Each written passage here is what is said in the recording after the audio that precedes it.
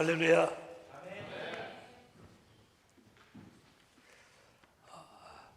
예배는 늘 동일해야 됩니다. 그렇지만 특별히 여러분의 담임 목사님 출타 중에 한 사람 한 사람이 교회의 주인의식을 가지고 더 관심과 더 예배자의 모습으로 참여하는 여러분들이 되셔야 될 것입니다. 홍 목사님께서 부탁을 해 오셔서 저는 또 원로 목사로 강단 설교를 이미 내려놓은 지 여러 해 됐기 때문에 거부할 명분이 없었어요, 사실은. 그래서 알겠습니다 하고 순종하겠다고 강단에 서게 되었습니다. 구역장부터 따지면 여기까지 오는 동안 한 40년 가까이 설교를 했다고 생각해서 설교를 어렵지 않겠다 이렇게 생각할지 모르지만은 사실 강단에 설 때마다 말씀 들고 설 때마다 긴장이 되고 또 이렇게 조심스럽기도 합니다. 왜 그럴까? 세상 일은 그 정도 했으면 숙달이 될 만도 한데 역시 하나님의 일이라는 건 그렇지 않은가 봅니다. 하나님의 일은 늘 조심스럽고 두렵고 그렇습니다. 그래서 오늘 말씀을 전할 때도 여러분들이 오늘 웬 노인네가 저렇게 섰나 그렇게 좀 의아하시는 분이 계실지 모르지만은 제가 자의로 쓴 것이 아니라 하나님께서 오늘 우리들의 만남을 이렇게 엮어주셨고 허락해 주셨다 이렇게 생각하시고 당분간 제가 몇 주 동안 여기서 여러분에게 싫든 좋든 말씀을 전해야 되는 그런 상황이 되었습니다. 여러분들이 그렇게 이해해 주시기를 바랍니다. 오늘 찬양 인도하시는 분들 보니까 참 은혜스럽습니다. 하여튼 인원이 많지 않은 데서 찬양 인도하는 것도 쉽지 않을 터인데 하나님께서 함께 하셔서 귀한 은혜를 나눌 수 있게 해서 감사하고요. 오늘 새 가족이 오셨다고 말씀을 드렸는데 이건 나중에 전도사님께서 친히 광고를 사회자께서 광고를 해주셨으면 좋겠습니다.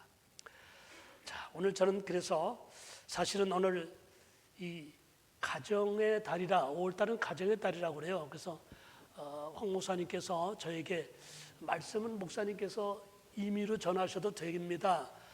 거기까지만 말씀했으면 제가 알았습니다. 그래서 파는데 그러나라고 단서를 다시면서 5월은 가정의 달이기 때문에 가정과 관련한 말씀이 전했으면 좋겠다라고 방향 설정을 해주시더라고요. 어버이 주일, 어린이 주일 그런 게 아는데 다음 주일이라고 그래요. 전 교사 주일은 또 처음 듣는 용어입니다만은 아무튼 그냥 말씀에 순종을 해야 되겠죠. 그래서 하여튼 그 방향성을 가지고 여러분과 함께 말씀을 나누겠습니다. 어쨌든 저는 말씀을 전할 때 강단에서 누가 말씀을 전하든 간에 말씀을 전하는 사람도 그렇고 듣는 여러분들도 한 가지 필요한 전제 자세가 있습니다. 잠언서 2장의 말씀을 보니까 말씀을 들을 때는 이 육신의 귀로 들을 수밖에 없지만 우리가 가슴으로 들어야 되겠다는 마음을 가지고 성경에 보니까 은을 구하는 것 같이 그것을 구하며 감추어진 보배를 찾는 것 같이 그것을 찾으면 그랬습니다. 금도 아니고 왜 은인지는 모르겠습니다만 아무튼 간에 귀한 것을 찾고 감추인 것을 찾는다는 그런 심정을 가지고 말씀 앞에 서면 성경은 뭐라고 말합니까? 여호와를 깨달으며 경외하기를 깨달으며 하나님을 알게 되리니 그랬습니다. 여기서 하나님을 안다, 하나님을 안다는 것은 머리로 지식적으로 이해하는 그런 하나님이 아니라 하나님과 인격적인 소통, 인격적인 펠로우십을 갖는 그런 교제를 의미합니다. 그래서 하나님은 그저 무섭고 두렵고 전능하신 어마어마한 그런 분이 아니라 아주 세미하게 인격적으로 우리와 교제하기를 원하신다는 것입니다. 그래서 잠언서 말씀을 보면 18장 17절에 나를 사랑하는 자가 나의 사랑을 입으며 그랬습니다. 그러니까 사랑은 give and take죠. 그리고 나를 간절히 찾는 자를 내가 만날 것이다. 이건 하나님의 변함없는 약속입니다. 그래서 우리가 말씀 앞에 설 때마다 예배자로 설 때마다 내가 하나님의 말씀에 귀를 기울이겠다. 하나님을 간절히 찾겠다는 마음으로 우리가 예배자 한 사람으로 서야 된다는 것입니다. 그 예배 때마다 습관적으로 조는 분들이 계시더라고요. 그래서 제가 사역 몇십 년 하는 동안 보면은 찬양할 때는 같이 찬양하다가도 딱 주의 종이 말씀을 전한다고 말씀에 서면 그때부터 이렇게 자리를 아주 주무실 자리를 찾는 그거 좋아요. 물론 그 전날 어떤 피곤한 일이 있으셔서 그럴 수도 있겠죠. 그런데 만약에 every time, 매번 설교 때마다 존다 하면은 여러분 기도의 제목으로 삼아야 됩니다. 기도해야 됩니다. 그래서 우리가 예배 때는 말씀에 집중을 해야 됩니다. 한번 옆에 분과 인사를 나눴으면 좋겠습니다. 저도 배운 인사인데 얼굴을 뵈니 제가 힘이 납니다. 인사해 주세요.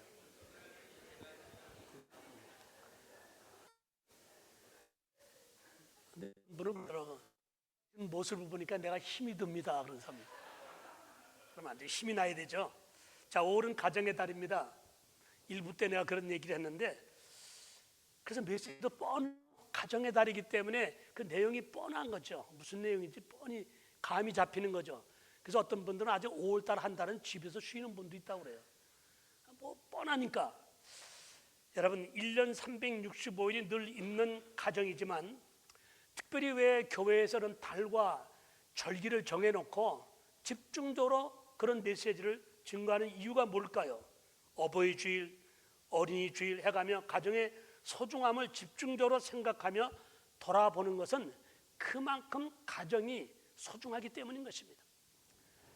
다른 건 몰라도 가정에 관한 얘기, 죄송합니다. 저보다 연배 되시는 어른도 여기 계신데 부부의 이야기, 인생 사는 이야기는 좀 나이 좀 먹은 목사가 할 수 있는 특권 중에 하나가 아닌가 그런 생각을 해봅니다. 제가 지금 여러분들 모습을 좀 뵈니까 대부분 저는 젊어 본 적이 있잖아요. 근데 여러분들은 대부분 보니까 늙어 본 적이 없는 것 같아요. 그러니까 제가 조금 더 그 인생에 대해서 말할 수 있는 그런 조금 자격이 있다. 이제 이렇게 스스로 건방을 좀 떨어봅니다. 그렇습니다. 여러분 우리가 아는 하나님이 우리들에게 준 10계명 중에 제5계명 아십니까? 네 부모를 뭐예요? 부모를 어떻게 되는지 저는 기억이 안 납니까? 부모를 공경하라. 기억나시죠? 네, 제5계명이에요. 5번째 있지만 실제적으로는 1계명부터 4계명까지는 하나님에 대한 계명이고요. 5계명부터 이제 우리 사람을 위한 계명이기 때문에 5계명의 첫 번째는 실제적인 사실상의 인간을 향해서 주신 첫째 계명입니다. 그러니까 하나님은 내용도 중요하지만 순서도 우리가 무시할 수 없어요. 순서까지도 내용도 마찬가지로 하나님이 어떤 분명한 의도된 목적이 있습니다. 네 부모를 공경하다 이 말은 그만큼 그 계명이 중요하다는 것입니다. 계명은 다른 말로 명령이에요. 그렇기 때문에 그 명령은 우리가 옵션이 아니에요. 하나님께서 그렇게 하도록 우리에게 말씀하셨습니다. 네 부모를 공경하라 그랬는데 가끔 보면 공경하는 분이 대부분이지만 공격하는 분도 있대요. 발음은 비슷하지만 전혀 내용은 다르죠. 제가 말씀을 준비하면서 그런 생각을 했는데 이 코로나 이후에 많은 가정 그리고 많은 교회들이 많이 참 어려움을 겪고 있는 숫자가 계속 증가하고 있다는 얘기가 있습니다. 이 가정이 어렵고 교회가 어려워지면 그냥 그것만 문제가 되는 것이 아니라 가정에 자녀들이 있지 않습니까? 자녀들의 문제, 또 자녀들의 문제는 곧 사회적인 문제로 연결됩니다. 그래서 계속 어려움들이 가중되고 있는 것을 보게 된다는 것입니다. 그럼 이런 현실적인 문제에 대해서 성경은 우리에게 어떻게 가르치고 있는가 이거를 우리가 생각해보고 연구하는 것은 굉장히 중요한 일입니다. 그래서 오늘 저는 말씀의 제목을 고린도전서 13장 우리가 함께 교독한 말씀 가운데 특별히 7절의 말씀을 인용해서 우리가 참고 믿고 바라고 견뎌야 할 일 이렇게 제목을 좀 무겁게 잡아보았습니다. 뭐 다 그 지금 말씀의 내용이 전부 한결같이 가벼운 게 하나도 없잖아요. 다 우리에게 그냥 짐스럽고 무겁게 느껴지는 그런 제목입니다만 실제로 우리의 현실에서 부딪히는 일이기 때문에 왜 참아야 되는지, 왜 믿음을 가지고 그 상황을 바라보아야 되는지, 그리고 왜 우리가 소망 가운데 바라봐야 되는지, 그리고 견디는지를 말씀을 통해서 함께 깨닫기를 원합니다. 가장 먼저 이 가정과 교회라는 공동체는 만드신 분이 누군가를 알아야 돼요. 그 만드신 분이 하나님이라는 것입니다. 신기하게도 창세기 2장 그리고 사도행전 2장 똑같은 2장에는 창세기에는 가정의 시작을 말씀하고 있고요. 사도행전 2장에는 교회의 시작을 말하고 있습니다. 그런데 만드신 분이, 계획하시고 만드신 분이 하나님이라는 것입니다. 제 가정 얘기입니다만 저희 집은 어려서 저희 아버지가 사용하시는 수저는 따로 별도로 관리했습니다. 수저 젓가락은. 왜냐하면 그게 뭐 금수저 은수저라 비싼 거라 그렇게 관리한 것이 아니라 아이들은 그 수저와 젓가락을 사용하지 못하게 했습니다. 왜? 어른 거니까. 어른 거라 이게. 그래서 따로 관리를 했습니다. 여러분, 그런 맥락에서 볼 때 장성한 남녀가 만나서 이루는 가정, 그리고 교회는 전적인 하나님의 계획 안에서 이루어지는 하나님의 작품이라는 것입니다. 그렇기 때문에 소중하다는 것입니다. 그래서 예수님도 마태복음 19장 6절에서 그런즉 이제는 둘이 아니요 한 몸이니 그러므로 하나님이 짝지어 주신 것을 사람이 나누지 못할지니라 말씀했고요. 교회에 관해서 말씀하시기는 교회 에베소 1장 23절에 교회는 주님의 몸이다 그랬어요. 이런 말씀의 의미는 뭘까요? 하나님의 작품, 하나님의 몸이니까 아무렇게나 취급을 하면 안 된다는 얘기 아닙니까? 굉장히 소중하다, 이걸 우리에게 강조한다는 것입니다. 그런데 이렇게 소중한 가정과 교회가 오늘날 어쩌다가 하나님께서 짝지어 주신 이런 작품들이, 또 주님의 몸이라는 교회들이 세상 앞에 힘을 못 쓰고 여기저기서 깨지고 상처투성이가 되어가고 있는 걸까? 여기에 그냥 속수무책으로 바라만 보고 있어야 될 것인가? 어떤 대책이 있어야 될 것이 아닌가? 그런 것을 우리가 생각해 보고자 하는 것입니다. 사실 가정도 그렇고 교회도 그렇고요, 이 무너지고 깨어지는 그런 일들이 뭐 엄청난 큰 사건 때문에, 뭐 엄청난 원인이 있어서 그렇게 되는 경우는 뭐 간혹 있을 수도 있겠지만은 대부분은 아닙니다. 대부분은 그렇지 않습니다. 대부분은 평소에 사소한 일들을 등한히 하기 때문에 그 감정이 조금씩 쌓이고 나중에는 깊은 골이 되고 점점 커지다가 급기야 폭발하게 되는 경우들이 대부분이라는 것입니다. 또 깨어지지 않고 부서지지 않았다 할더라도 자식이 있기 때문에, 자식 때문에, 아니면 뭐 부모님 때문에, 혹은 본인의 무슨 사회적인 위치와 체면 때문에 깨지지는 않고 부서지지는 않았다 할지라도 사실상 애정이 이미 식어버린 삭막한 가정이 되어버린 그런 가정들이 있고요, 말만 교회지 교회 역할을 제대로 못하고 있는 현실이 있다는 것입니다. 이 모든 이들이 결국은 평소에 사소한 일들, 아주 작은 일들을 너무 등한히 했고 가볍게 여겼기 때문에 일어난 결과들이라는 것입니다. 제가 아는 복싱 선수 중에 그런 분이 그런 얘기를 한 적이 있어요. 복싱 선수의 말 들어보면 시합 때 상대방의 큰 펀치를 맞고, 강력한 펀치를 맞고 그냥 KO되는 경우도 있지만, 그런 경우보다 상대 선수의 계속되는 잽을 허용하다 보면 그 맞은 잽이 누적이 되다 보니까 그냥 도중에 힘을 못 쓰고 그냥 KO 당하는 그런 경우도 종종 있다는 것입니다. 여러분, 그렇기 때문에 등한히 하기 쉬운 아주 작은 일, 사소한 일들이 어떤 것이 있으며 우리가 그럴 때 어떻게 대처해야 되는가, 이걸 한번 생각해 보고자 합니다. 저는 오늘 그래서 뭐 건강한 부부다, 행복한 가정 어떻게 하는가, 특별한 비결을 말씀드리려고 여기 선 것이 아닙니다. 정말 사소한 일이에요. 사소한 일인데 그 사소하고 작은 일들을 등한히 하다가 점점 골마 터져서 크게 된다는 것입니다. 어떤 일일까요? 첫째, 서로 이해해주고 위로해주는 일을 등한히 할 때입니다. 이게 왜 중요하냐? 옛날과 달리 지금 사실 알게 모르게 치열한 경쟁 사회 속에서 우리는 이리 뛰고 저리 뛰며 살아가기 때문에 사람들마다 알게 모르게 안에 스트레스가 많이 있습니다. 그래서 더욱이 부부는 또 공동체도 그렇죠. 여러분, 자라온 환경이 다 다르지 않습니까? 특히 이민까지 와서 우리가 보세요. 다 각자 개성들이 있어요. 자라온 환경, 가정에서 자라온 관습, 서로 인격, 이게 다 달라요. 그런데 그 각기 다른 남녀가 만나서 한 지붕 밑에서 한솥밥을 먹으며 같은 이불을 덮고 자는데 그게 어디 쉬운 일입니까? 공동체 안에서 각기 다른 사람들이 성격이 다르고 뭐 배경들이 다 다른 그런 사람들이 한 공동체 안에서 어울려 지낸다는 것, 이게요 저절로 되어지는 일이 결코 아니라는 것입니다. 그러므로 피하간에 이해하고 또 용서하려는, 또 위로하려는 이런 마음의 여유가 없이는 조그만 일에 서로 충돌하기 쉽습니다. 그로 인해 서로 핥히고 상처를 내게 되고 그 상처가 깊어지면 결국은 파국으로 치닫게 된다는 것입니다. 그래서 오늘 성경을 같이 읽었던 성경에 보면 13장, 고린도전서 13장은 특별히 사랑장으로 그렇게 다하는 장이죠. 4절에 보니까 오래 참고, 오래 참고라고 그랬지 끝까지 참으라 그건 아니에요. 참는 기간이 있는 것 같아요. 오래. 근데 올해가 언제까지인가 좀 궁금하더라고요. 그래서 뭐 주석도 찾아보고 그랬는데 정확한 답은 없어요. 그래서 결론을 내린 게 올해는 언제까지냐? 예수님 오실 때까지. 뭐 그러면 되겠지 않나? 아니면 내 인생이 끝날 때, 내 삶이 끝날 때까지. 뭐 그렇게 길게 잡으세요. 그래야지 뭐 한 달 참겠다, 1년 참겠다, 그 시간 지나면 어떡할 거예요. 그러니까 아주 넉넉하게 오래 참으세요.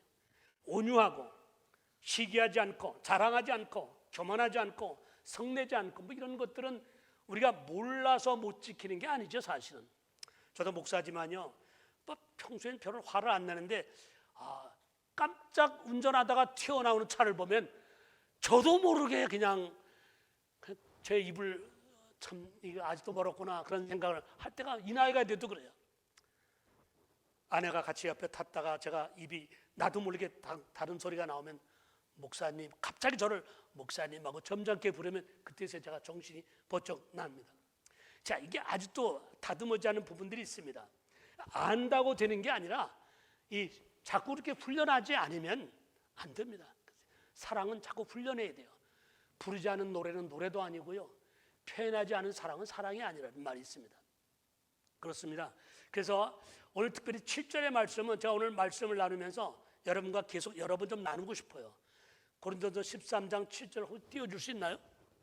네, 같이 한번 합독합시다. 시작. 모든 것을 참으며 모든 것을 믿으며 모든 것을 바라며 모든 것을 견디느니라. 네. 말이 좀 무겁죠. 다들 부담스러운 말이지만 그러나 사실 이 말씀 이 구절만 부부가 아니면 공동체 안에서 서로 자주 암송하고 정말 선포하고 이렇게 살도록 다짐한다면 웬만한 문제는 다 해결되지 않을까 그런 생각을 해봅니다. 참고 믿고 바라고 견딘다는 것입니다. 그래서 그런 말 있죠. 사람과 산은 멀리서 보는 것이 좋다. 교회도요, 이웃 교회가 더 좋아 보입니다. 옛날 연애할 때는 다 멀리서 봤죠. 그리고 가끔 만나니까 그저 좋은 것만 보였습니다. 만날 때마다 대충 만나나요? 나름대로 거울 쳐다보고 옷단장하죠. 꽃단장하고 또 매너도 그냥 평소에 없던 매너까지 다 그냥 매너 좋게 죠. 그 다음에 또 뭐 얼굴에도 뭐 그냥 내추럴하게 나가지 않죠. 뭐 메이크업도 하죠. 그저 좋게만 보였습니다. 그런데 사실은 이제 결혼을 해서 부부가 되어서 24시간 같이 살다 보면 어쩔 수 없이 피차 안에 자연산 그대로 대하게 되니까 뭐 그때부터는 뭐가 필요하냐? 인내심이 필요하다. 그전에는 인내심이 필요하지 않을 줄 알았어요. 참아야 됩니다. 견뎌야 하는 현실 세계를 하게 되더라는 것입니다. 제가 일부 예배 때 이 얘기를 하니까 사람들이 가만히 계시던데 그래서 이게 나만 그런가? 그런 생각을 했습니다. 그렇게 됩니다. 여러분, 성경 말씀이 공연히 우리에게 피곤하게 하려고 주신 말씀이 아니라는 것입니다. 그래서 오늘 7절의 말씀은 특별히 우리에게 중요합니다. 행복한 가정, 부부가 되기 위해서 모든 것을 참고 모든 것을 믿고 모든 것을 바라고 모든 것을 견디느니라. 근데 우리는 거기서 선택을 해서 참아요. 시간도 자기가 정하고 내용도 상황도 자기가 골라서 하는데 오늘 보면 모든 everything 모든 것을 참고 믿고 바라고 견뎌야 된다는 것입니다.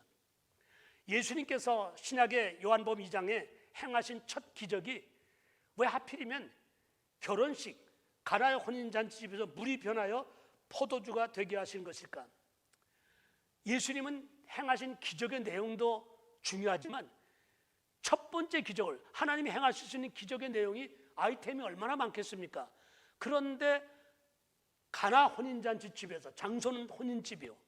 그리고 물이 변하여 포도주가 되게 하신 이 첫 번째 기적을 분명히 의도적으로 그 기적을 첫 번째 기적으로 선택하셨을 것입니다. 뭐 신학자마다 해석이 좀 분분합니다만은 분명한 것이 하나 있습니다. 예수님께서도 가정에 깊은 관심이 있으셨다는 것입니다. 결혼 후 자녀를 낳고 기르면서 살아가는 우리의 가정들이 결국 교회와 사회의 기초가 되고요, 한 나라를 이루는 출발점이 된다는 것을 아셨기 때문에 예수님께서는 가정의 소중함을 우리에게 각인시켜줄 필요가 있으셨다는 것입니다. 그리고 그 가정에는 반드시 문제가 있을 것이다라는 것을 이미 아시고 그 문제를 해결할 수 있는 분이 다른 사람이 아니라, 사람이 아니라, 인간의 지식이 아니라 바로 예수 그리스도 당신이라는 사실을 우리에게 꼭 알려주고 싶었다는 것입니다. 그렇습니다. 뭐 우리가 다 아는 내용이지만 리뷰하자면 당일 가나 혼인잔치집에 포도주가 모자랐습니다. 그때 결혼식의 포도주는 굉장히 중요한 메뉴 중 하나였다고 합니다. 신랑과 신부는 아마 결혼식을 시작할 때만 해도 오늘 결혼식 하다가 중간에 포도주가 모자랄 것이다, 이런 생각은 전혀 하지 않았을 것입니다. 그러니까 행복한 마음만 가지고 결혼식을 시작했을 것입니다. 일반적으로 남녀가 만나서 결혼할 때도 그래요. 대부분 그들의 미래가 아주 무지갯빛 같을 것으로만 생각합니다. 교회도 그래요. 이 멜번 땅은 우리 교회가 다 책임질 것이다, 막 그런 마음으로 출발을 합니다. 저는 그랬어요.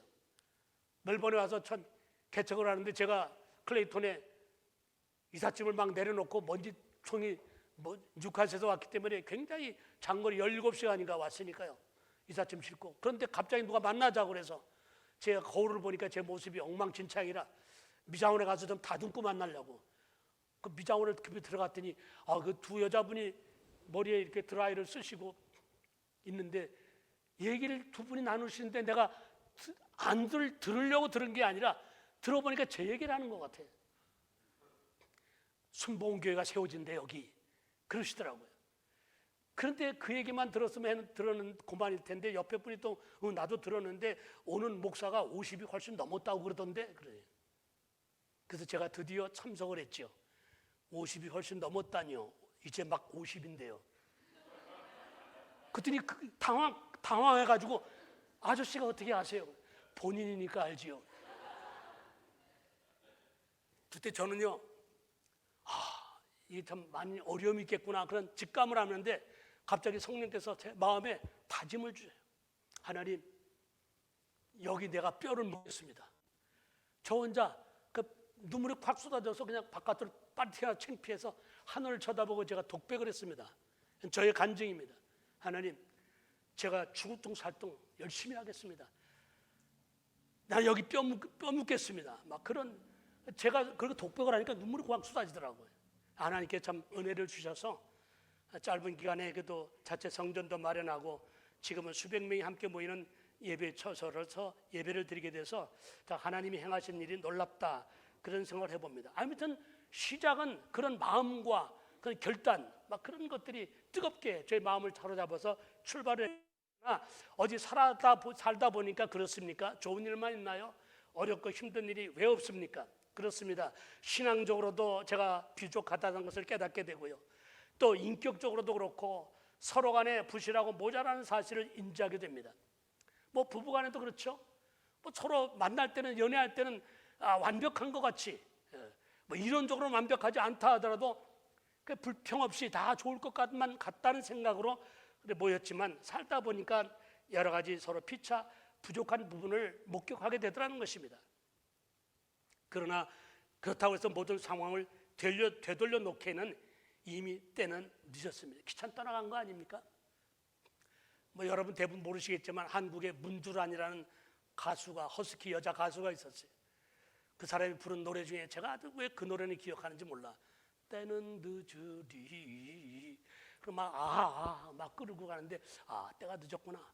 상황을 돌이킬 수 없는 상황이 있다는 것입니다.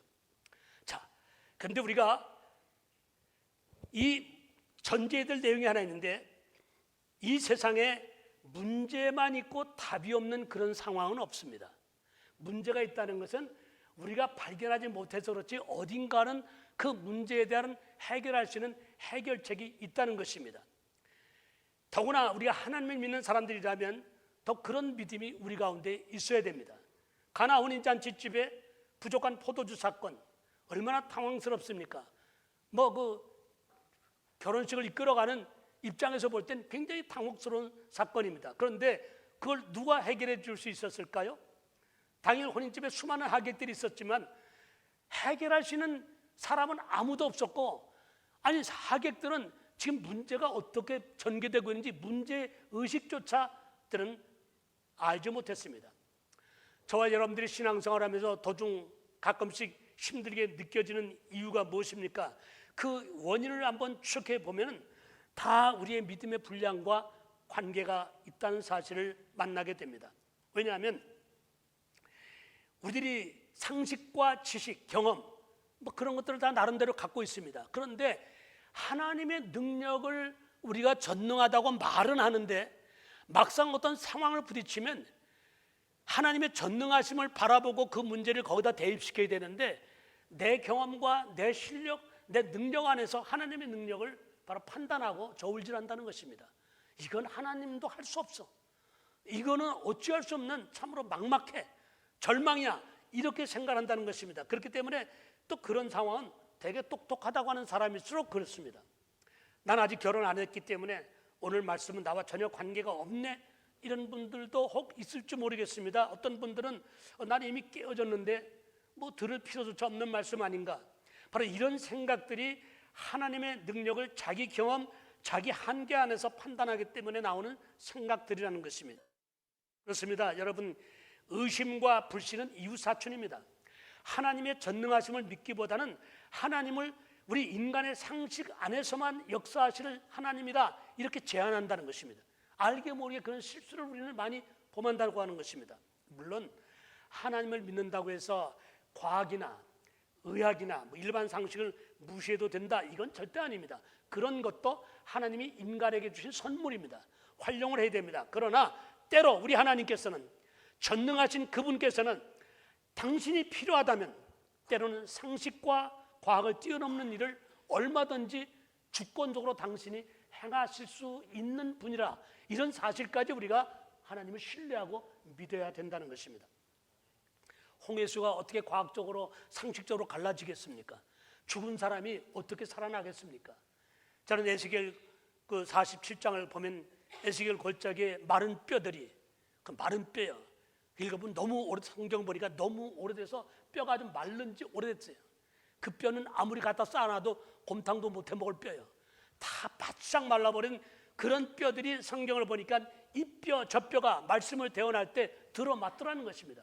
뼈 소리가 막 무닥닥 뚝딱 나면서 들어맞더니만 그 뼈들이 일어서는데 하나님의 큰 군대가 되더라는 것입니다. 여러분, 그 일을 하나님은 아무렇지도 않게 행하시는 분이에요. 그 하나님은 그냥 별 뭐 어려움도 없이 땀 한 방울 흘리지 않고 하나님은 그런 일을 행하시는 분이 하나님이라고 하는 사실입니다. 여러분, 그렇습니다. 그렇기 때문에 현재 내 처지, 현재 내 상황, 이것도 얼마든지 하나님은 새롭게 바꾸어 주실 수 있는 분, 그분이 바로 우리가 믿는 하나님이 되신다는 것입니다. 그 사실을 믿는데 우리가 망설일 필요가 전혀 없다는 것입니다. 하나님은 지금도 여전히 동일하신 것을 믿으시기 바랍니다. 어떤 분은 나는 돌아올 수 없는 루비콘 강을 이미 건넜는데요, 그렇게 하시는 생각하시는 분들도 알아야 될 것은, 우리 하나님은요 죽은 자의 하나님이 아니라 산 자의 하나님이 되시기 때문에 우리의 믿음을 따라 얼마든지 인생 역전의 승리를 안겨줄 수 있는 분이 되신다는 것입니다. 야구 경기는요 9회 말까지 가봐야 되는 거예요. 그래야 승패를 알 수 있는 것입니다. 우리 하나님은요 씨름으로 말하면 뒤집기의 명수입니다. 얼마든지 뒤집을 수 있는 분이 우리가 믿는 하나님이라는 것입니다. 룻기에 나오미와 룻의 삶을 바꾸어 주셨죠. 다윗과 요셉도 사실은 별 볼 일 없는 인생으로 출발했던 사람들입니다. 그런데 그들의 인생을 멋있게 역전시켜 주셨습니다. 지금도 여전히 죄로 인해 죽을 수밖에 없었던 저와 여러분을 어둠에서 빛으로, 사망에서 생명으로 바로 인도해 주시고 계신 분이 우리가 믿는 예수 그리스도, 우리 하나님이 되시는 것을 믿으시기 바랍니다. 그래서 히브리서 13장 8절에는 예수 그리스도는 어제나 오늘이나 영원토록 동일하다고 말씀하시고 있습니다. 우리 하나님은 바뀌시지 않았습니다. 우리 하나님은 변질되지 않았습니다. 우리 하나님은 약화되지 않으시는 분이십니다. 그렇습니다. 우리 가나 혼인잔치집으로 다시 돌아가 보면은 사실 물과 포도주는 화학적으로 전혀 다른 개체입니다. 그러나 우리가 아는 것처럼 그날 가나 혼인잔치집에 예수님이 계셨기 때문에, 그 한 가지 사건, 예수님 때문에 그 부족했던 절망적 상황이 오히려 풍성한 잔치가 되어서 넘치는 행복이 갑절이 되지 않았습니까? 우리 주님께서 주신 말씀을 믿고 주님을 의지하는 믿음이 있으면 아무리 큰 문제도 변하여 최상의 상황으로 얼마든지 변화될 수 있다는 것입니다. 이것이 우리가 예배의 자리를 사모하고 정기적으로 참석하는 일의 중요한 이유 중에 하나가 되는 것입니다. 인생을 조금 감히 살아봤다고 말씀을 드릴 수 있는데, 사람은 너 나 할 것 없이 살아보니까 완전한 사람 아무도 없습니다. 뭐 이론이 아니라 실제가 그렇습니다. 서로 모자라는 사람끼리 함께 살아가자니까 결국은 그 부족함이 드러날 때가 있다는 것입니다. 그래서 그럴 때마다 함께 암송할 구절이 바로 오늘 13장 7절의 말씀이 되는 것입니다. 우리 한 번만 더 좀 같이 암송했으면 좋겠습니다. 한 번 좀 부탁합니다. 시작. 모든 것을 참으며 모든 것을 믿으며 모든 것을 바라며 모든 것을 견디느니라. 아멘. 그렇기 때문에 예수님을 주인으로 모신 성도가 자녀들과 함께 이렇게 정기적으로 예배를 통해서 서로의 부족함을 솔직히 고백하고 주의 도우심을 구하는 신앙생활은 너무너무 중요한 것입니다. 요한복음 10장 10절에 예수님께서 도둑이 오는 것은 도둑질하고 죽이고 멸망시키려는 것뿐이요, 도둑은 완전히 그 하는 일이 비즈니스가 정해졌어요. 거기서 뭘 기대할 게 없어요. 그런데 예수님은 뭐라고 말씀하십니까? 내가 온 것은 양으로 하여금 생명을 얻게 하고 겨우 그저 아슬아슬하게 목숨 유지하고 살게 하는 것이 아니라 더 풍성히 얻게 하려 하십니다. 전혀 계획이 다르잖아요. 목적이 다릅니다. 우리가 그 주님의 자녀가 되었다는 것입니다. 그렇습니다. 예수님께서 우리 가정의 주인으로 좌정하시고 주인으로 중심에 자리 잡고 있으면 우리 모두의 모자라는 인격, 모자라는 지혜, 부족한 재정, 연약한 건강, 삶 속에서 부딪히는 여러 가지 예기치 못한 사건, 사고들이 있다 할지라도 우리 하나님은 얼마든지 당신의 그 하나님의 지혜와 능력으로 모든 것을 합력하여 선을 이루게 해 주실 수 있는 분이 되신다는 것입니다. 그 다음에 등한히 하기 쉬운 두 번째 이가 있습니다. 서로에게 칭찬하는 일을 등한히 할 때입니다. 한번 좌우분에게 이렇게 말합시다. 우리 칭찬하면서 합시다. 왜 이 말씀 드리냐면 별 특별한 비결은 아니죠. 처음에는 서로 장점만 눈에 띄기 때문에 만나기만 하면 그저 좋습니다. 그래서 참 당신 이쁘다, 아름답다, 멋있습니다, 믿음도 좋으네요, 매너도 좋고 입은 옷이 어쩜 그리 잘 어울립니까? 그러다가 뭐 한때 유행했던 영어가 있었죠. 내 안에 너 있다, 뭐 이런 굉장히 그 오글거리는 말들을 귀착 안에 쏟아냅니다. 옛날 어른들이 이런 모습들을 보고 하신 말씀이 하나 있습니다. 눈에 콩깍지가 씌어졌다는 거예요. 그러니까 제대로 실체를 못 보고 그러니까 겉모습만 본다는 거죠. 그런데 결혼하고 난 뒤부터 희한하게 그 좋게 보이던 그 많은 장점이 안개처럼 사라지고 그때부터 이상하게 단점만 보이기 시작한다는 것입니다. 서로를 지적합니다. 그리고 서로의 결점을 흉을 보기 시작합니다. 뭐 크게 흉 보는 것도 아니에요. 여기서 조금 저기서 조금씩 비방하게 되면 이것이 멍이 돼요. 그리고 상처가 돼서 처음 뜨거웠던 그 사랑은 어느새 다 식어버리고 나중에는 서로 목석같이 되어버리고 만다는 것입니다. 자, 그렇다면 그전에 있던 장점이 다 사라졌나? 아니요, 사라지지 않았어요. 그대로 있습니다. 그런데 문제는 장점을 당연한 것으로 언제부턴가 여기게 된다는 것입니다. 뭘 당연한 것으로 알아요. 그래서 어떤 분이 그래요. 목사님, 아무리 장점이 많다고 해도 그걸 뭐 하루 이틀 사는 것도 아니고 계속 살아야 되는데 그 잘하는 걸 맨날 들춰서 잘했다 칭찬하면 그거 그렇지 않아도 좀 힘들어 죽겠는데 기고만장하는 꼴을 내가 어떻게 봅니까? 그러니까 그거 좀 자제해야 되는 게 아닙니까? 맞는 말 같지만 사실은 그렇지 않습니다. 사람의 몸은 음식을 먹고 사는 것처럼 이 사람의 마음, 그 영은요, 다른 사람으로부터 인정을 받고 칭찬을 받을 때 건강한 자아가 형성됩니다. 그리고 긍정적인 자화성을 갖고 발전적인 삶을 살아가게 된다는 것입니다. 이건 비단 부부 사이만이 아닙니다. 공동체 안에서도 동일하게 적용되는 말씀입니다. 서로 칭찬하는 것입니다. 그럴 때 행복이 강물처럼 흘러나서 행복한 가정, 건강한 교회 공동체를 이루게 된다는 것입니다. 그런 말 있죠. 들으셨을 겁니다. 고래도 칭찬을 하면 춤춘다는 말 있지 않습니까? 이건 부부 사이만이 아니라 공동체 안에서도 서로의 장점을 찾아서 칭찬해주는 공동체는 활기가 넘칩니다. 제 아내가 오늘 같이 나와 있지만 교회에서 음식을 잘해야 된다 이런 소문이 조금 있어요. 근데 사실은 제가 말을 안 해서 그렇지 그건 제가 계속 처음에 결혼해서 김치도 못 담궜어요. 밥도 물을 못 맞췄어요. 어떤 때는 그 건강한 젊은 제가 죽을 먹어야 돼요. 위장도 탈이 안 났는데 밥물을 못 맞춰서 그런 거예요. 그때마다 제가 많이 타박을 하고 내가 위장병 환자냐 맨날 죽을 쏘게 그랬더라면 저는 그렇게 하지 않았어요. 죽을 먹으면 죽을 먹으니까 소화가 잘 되고 좋네, 편하네. 자꾸 격려를 해주고 칭찬해 주니까 자꾸 연구하고 자꾸 연습을 하고 지금은요 우리 교회에서 김치 잘 담근다, 음식 잘한다 그런 소문이 조금 나 있습니다. 교회적으로요, 멜번적으로는 아닙니다. 근데 사실 칭찬도 좀 지혜가 있이 칭찬을 해야 돼요. 그 사람의 상황에 맞는 칭찬을 해야지. 예를 들어 여러분들이 혹시 저를 보고 박 목사님은 어떻게 눈이 그렇게 왕방울만 이렇게 크고 아름다워요? 그러면 그게 칭찬일까요? 그건 비아냥이죠. 놀리는 거죠. 누가 봐도 새우젓 눈인데 더 왕방울 많았다 그렇게 말하는 사람도 없지만 왜 그런 말을 하냐? 칭찬도 지혜롭게 그 상대방의 상황에 맞는 칭찬을 준비해 두었다가 아끼지 말고 서로 다음 주에 아무개를 만나면 내가 그분에게 이런 칭찬을 좀 해야 되겠다 생각을 하고 기도하고 준비해서 그런 칭찬을 해주면 공동체 얼마나 그 따뜻함과 활기가 넘쳐나겠습니까? 그렇습니다. 서로 칭찬을 해주고 듣는 가정이나 공동체는 밝고 건강하게 성장하게 되는 것입니다. 근데 가끔 친척들이나 지체들이 있는 데서 무심결에 상대방에 대한 단점 혹은 결점을 말하는 사람이 있습니다. 이런 것들은 상대방에게 커다란 상처가 될 때가 있습니다. 오늘 5절에 보니까 뭐라고 말합니까? 사랑은 무례히 행치 아니하며 했습니다. 무례하면 안 됩니다.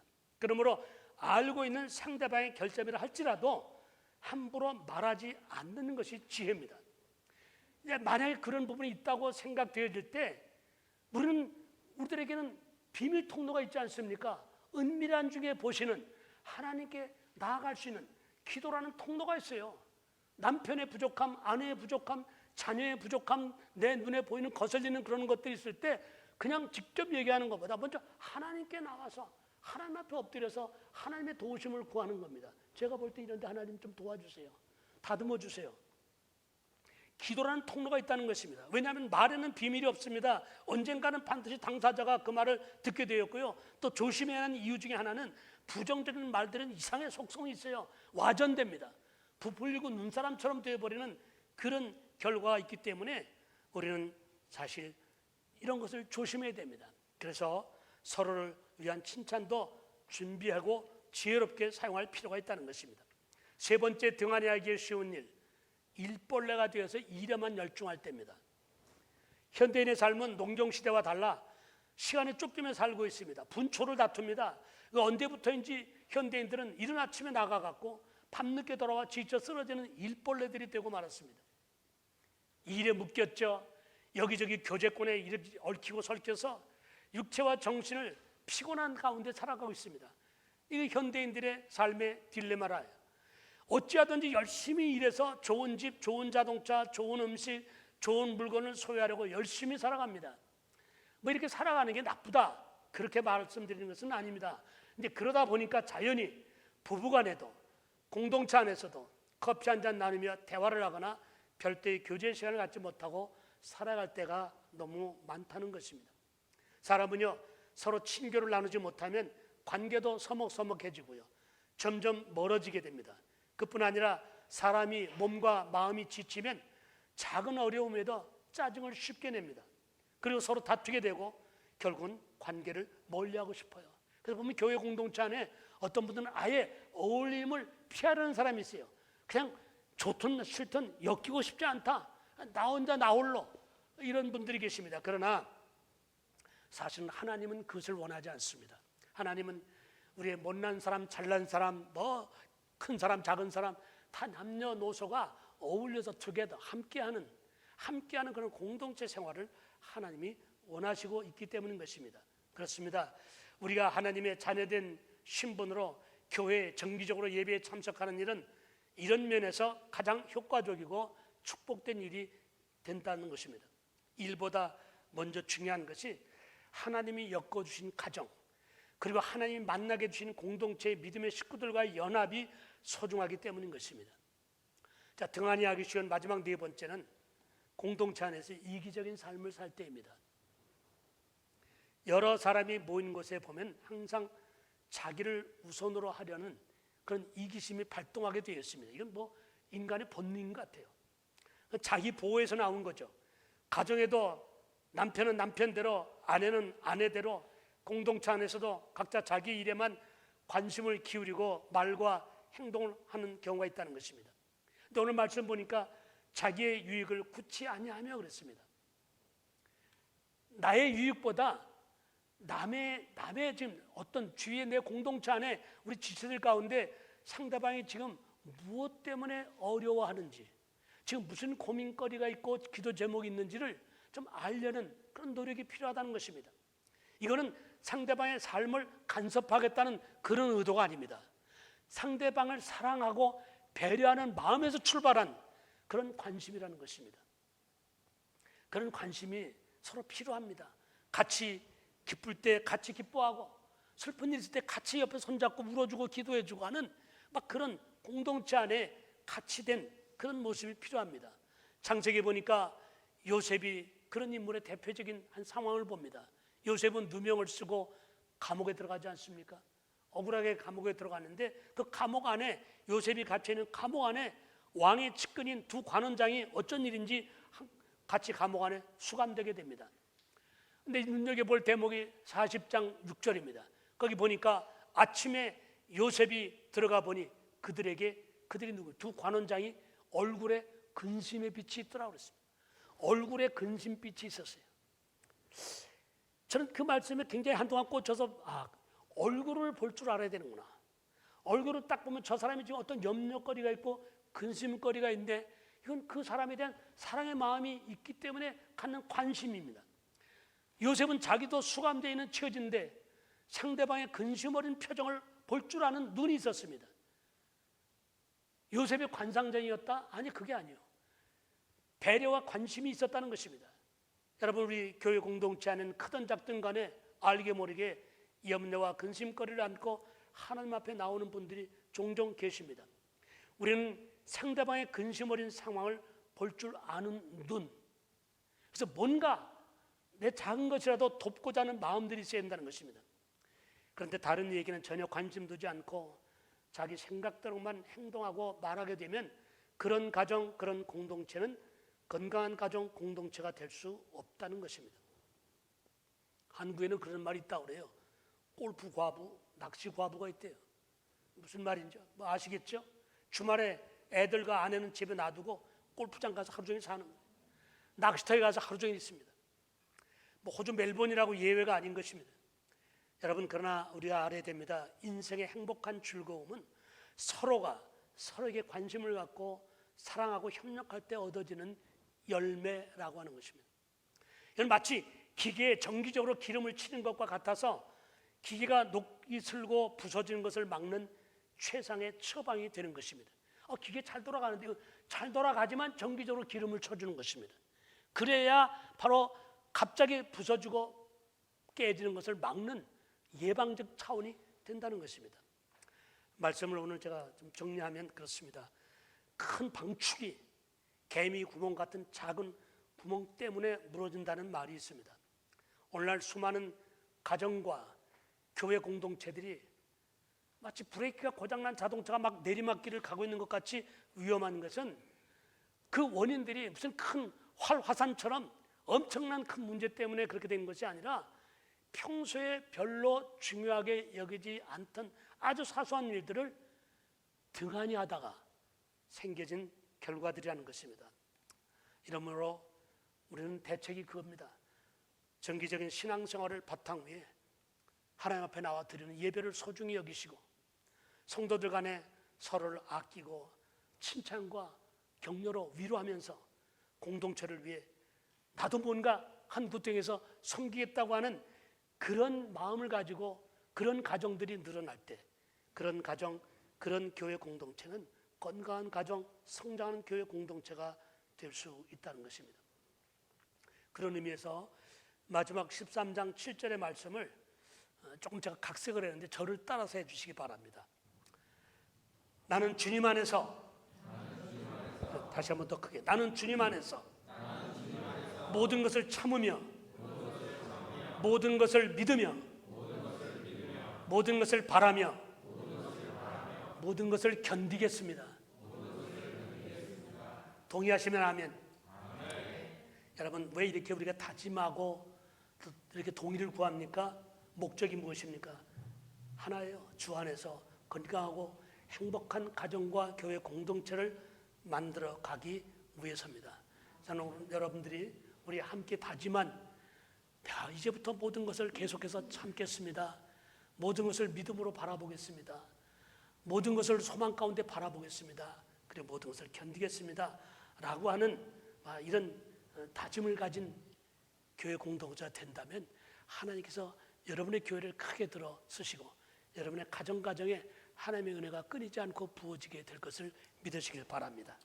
기도하겠습니다. 좋으신 우리 아버지,